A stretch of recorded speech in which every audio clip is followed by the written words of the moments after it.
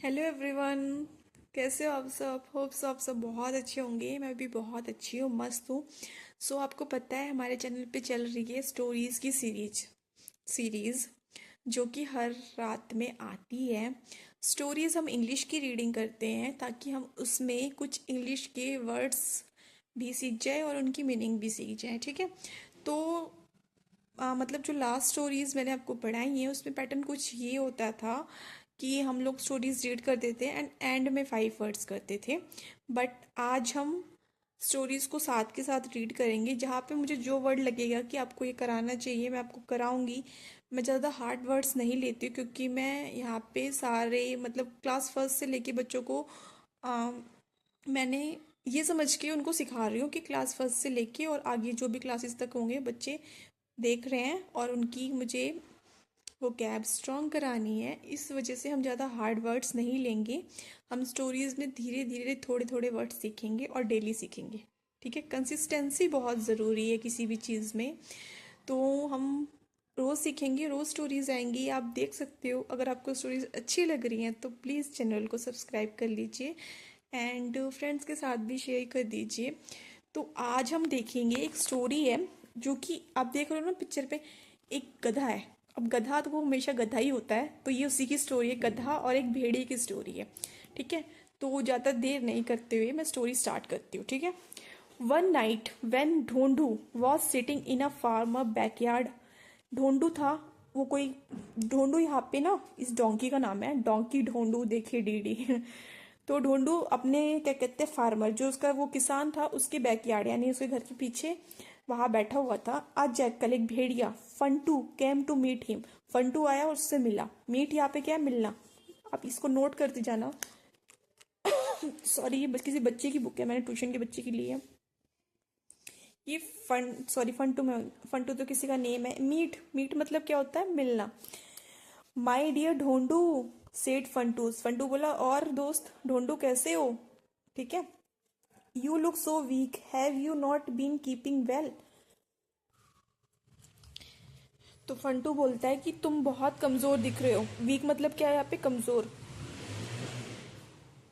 तो यहाँ पे ना बच्चे WEE वीक लिखते हैं जबकि उसका मतलब होता है सफ्ता। वीक मतलब यहाँ पे कमजोर। तो ढोंडू बोल रहा है, ढोंडू को बोलता है फंटू कि तुम तो बहुत वीक दिख रहे हो। तो क्या तुम सही से कुछ खा पी नहीं रहे हो? Dhondu had tears in his eyes, he told Funtu the whole story. Dhondu बहुत तेज तेज रोया और रो रो के उसने फंटू को सब कुछ अपनी कहानी बताई। I have not eaten a hearty meal since days now. मैंने बहुत दिनों से बहुत अच्छा खाना नहीं खाया। हार्टी मतलब जैसे अपना होता है ना, हमें कभी कभी बहुत अच्छा खाने का मन करता है वैसा। अच्छा खाना नहीं खाया। ढोंडू ने ये सब कुछ रो रो के फंटू को बताया। यू नो ढोंडू सेठ फंटू। फंटू बोला, तुम्हें पता है Dhondu, there is a lush cucumber field just close by, I can take you there at night.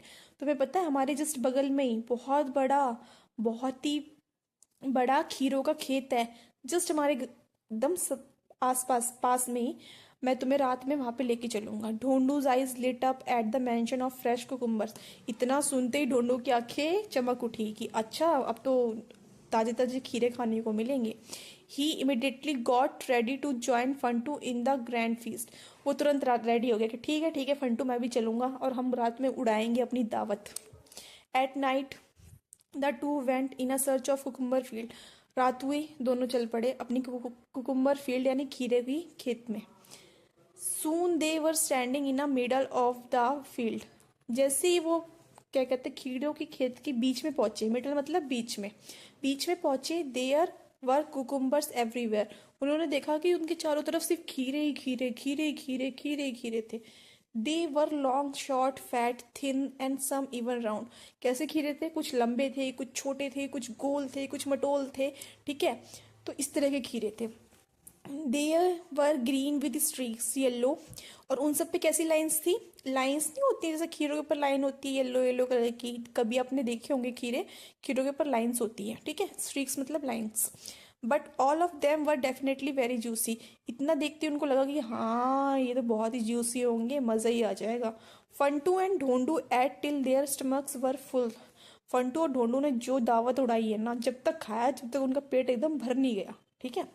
Were so that they could not move. उन्होंने इतना खा लिया कि वो चल ही नहीं पाए। होता है ना हमारे साथ भी, हम भी जाते हैं किसी पार्टी में और फ्री का खाना होता है तो हम लोग इतना खाते हैं जब तक हमारा गले तक खाना ना आ जाए। ठीक है, बिल्कुल वैसे ही किया ढोंडू और फंटू ने, क्योंकि आज इनकी क्या थी, दावत। देख सकते हो पिक्चर में आप, ठीक है। Come on Dhondu whisper Funtu, let's us get out of here before someone catches us. चलो फंटू, अब हमने बहुत खा लिया, हमारा पेट भी भर गया, आज हमने बहुत दावत उड़ाई, अब हम चलते हैं, फंटू ने बोला ढोंडू से। Dhondu was so happy with the meal that he did not feel like leaving the field. Dhondu तो इतना खा पी के खुश था कि वो चाहता ही नहीं था कि वो यहाँ से जाए, उसको ये मन कर रहा था मैं यहीं पे रुक जाऊं।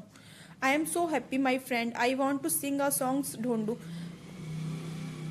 तो ढोंडू बोलता है, फ्रेंड आज मैं खाना इतना अच्छा खाना खा के, इतनी अच्छी दावत उड़ा के ना बहुत ज़्यादा खुश हूँ, तो मैं चाहता हूँ कि मैं एक गाना गा लूँ। You have gone crazy donkey, Funtu was shocked. Funtu ने इतना सुनते ही बोला, तुम पागल वागल हो गए हो क्या, तुम्हें पता भी है। Any noise would awaken the farmers and they will be here any minute. जैसे तुमने कुछ बोला, तुम्हारे इतना बोलते ही यहाँ पे सारे क्या आ जाएंगे, किसान आ जाएंगे जिनके खेतों में हम लोग घुसे हुए हैं। But Dhondu refuse to leave, I will sing tonight. But Dhondu कहाँ सुनने वाला था, वो तो खुशी के मारे कह रहा मैं तो गाना गाऊंगा तो गाऊंगा ही। And he began to sing aloud, और वो बहुत तेज तेज गाने लगा। Funtu knew that the noise would wake up the villagers so quickly. So Funtu को इतना पता था कि जैसे ही इसने गाना गाया वैसे ही सारे के सारे गाँव वाले उठ जाएंगे और वो आ जाएंगे। So he quickly ran away to save his life. उसने बोला ठीक है भाई, तू गाना वाना गा, तेरे को जो भी करना है तू कर, मैं तो निकल रहा हूँ, मैं तो भाग रहा हूँ यहाँ से। वो भाग जाता है। Hearing the donkey's loud braying, farmers from the village got alarmed.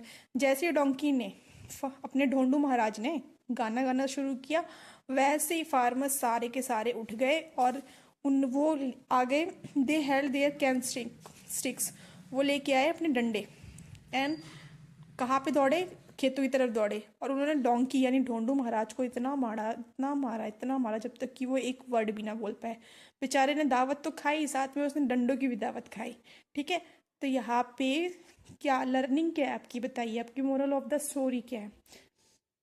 तो आप अपनी लाइफ में डिसीजंस लीजिए, लेकिन सही टाइम पे सही डिसीजन लेना बहुत ज़रूरी है, जैसे कि फंटू ने लिया। ठीक है, उसने अपनी दावत तो उड़ाई लेकिन सही टाइम पे वहां से निकल भी गया। ठीक है, और ढोंडू महाराज गए पिट, क्योंकि ज़्यादा खुशी भी हमें दिखानी नहीं चाहिए। ठीक है, तो मैंने आपको बीच में वर्ड्स इसलिए नहीं कराए क्योंकि हमारी स्टोरी हो जाती है डिस्टर्ब, तो यहाँ पे मैं लास्ट में करा रही हूँ 5 वर्ड्स। तो मेरा पहले वाला डिसीजन ज़्यादा बेटर था कि हम वर्ड्स को लास्ट में करते हैं। ठीक है, चलिए मैं यहाँ से करा देती हूँ। क्रूल मतलब क्या होता है, क्रूल मतलब होता है, सॉरी फ्रेंड्स, तो क्रूर मतलब क्या होता है, जो बहुत कठोर दिल का होता है। हार्टी, हार्टी मतलब सेटिस्फाई, जो हमें एकदम अंदर से तृप्त कर दे। जैसे हम खाना खाते हैं ना, अभी हमें छोले भटूरे मिल जाए तो हमारी आत्मा कितनी तृप्त हो जाती है, एकदम खुश हो जाती है हम अंदर से। वो लश मतलब बहुत green green green green green भरा हुआ। अलार्म्ड, अलार्म्ड मतलब अलर्ट, मतलब चौकन्ना हो जाना। फीस्ट मतलब पार्टी यानी दावत। स्ट्रीक्स मतलब लाइन्स को बोलते हैं।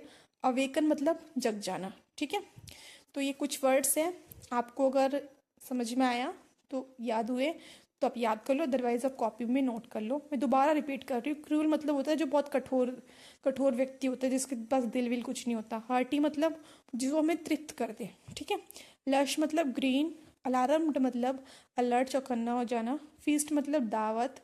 स्ट्रीक्स मतलब लाइन्स। अवेकन मतलब जग जाना। ठीक है, तो यहाँ पे हमारी स्टोरी हो रही है फिनिश, देखो आप। ठीक है, तो ऐसी और स्टोरीज़ के लिए चैनल को सब्सक्राइब कर लीजिए फटाफट। तो हम मिलते हैं नेक्स्ट नेक्स्ट स्टोरी में। तब तक के लिए थैंक यू फॉर वॉचिंग।